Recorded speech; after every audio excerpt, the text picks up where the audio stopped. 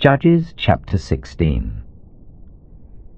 One day Samson went to Gaza, where he saw a prostitute.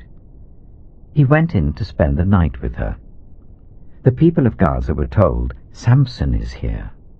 So they surrounded the place and lay in wait for him all night at the city gate. They made no move during the night, saying, "At dawn we will kill him." But Samson lay there only until the middle of the night.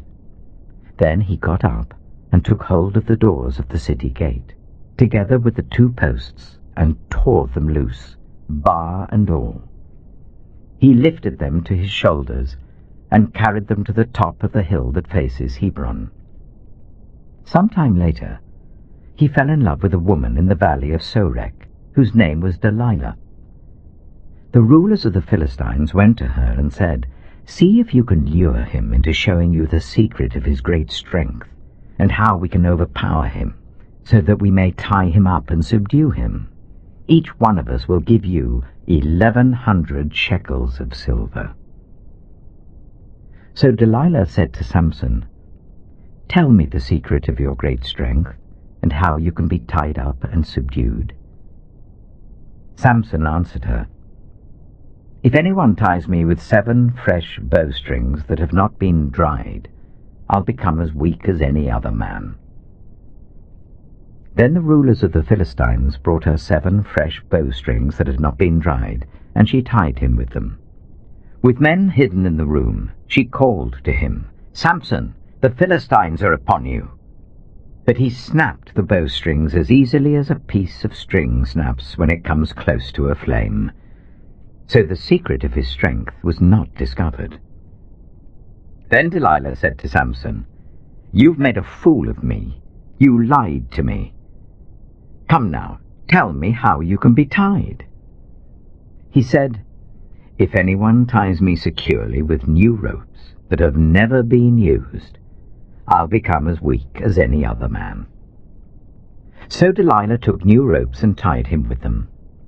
Then, with men hidden in the room, she called to him, "Samson, the Philistines are upon you." But he snapped the ropes off his arms as if they were threads. Delilah then said to Samson, "All this time you've been making a fool of me and lying to me. Tell me how you can be tied." He replied, "If you weave the 7 braids of my head into the fabric on the loom and tighten it with a pin, I'll become as weak as any other man." So, while he was sleeping, Delilah took the 7 braids of his head, wove them into the fabric, and tightened it with a pin. Again she called to him, "Samson, the Philistines are upon you." He woke from his sleep and pulled up the pin and the loom with the fabric. Then she said to him, "How can you say, 'I love you,' when you won't confide in me? This is the 3rd time you've made a fool of me and haven't told me the secret of your great strength." With such nagging, she prodded him day after day until he was sick to death of it.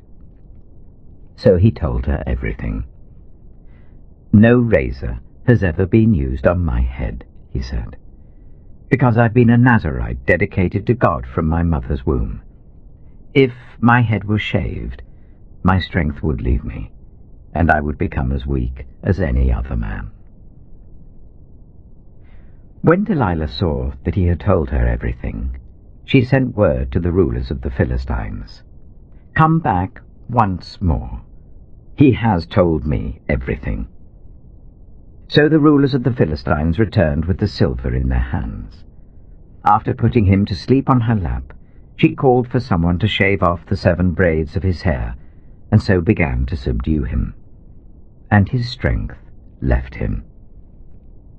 Then she called, "Samson, the Philistines are upon you." He woke from his sleep and thought, "I'll go out as before and shake myself free." But he did not know that the Lord had left him. Then the Philistines seized him, gouged out his eyes, and took him down to Gaza.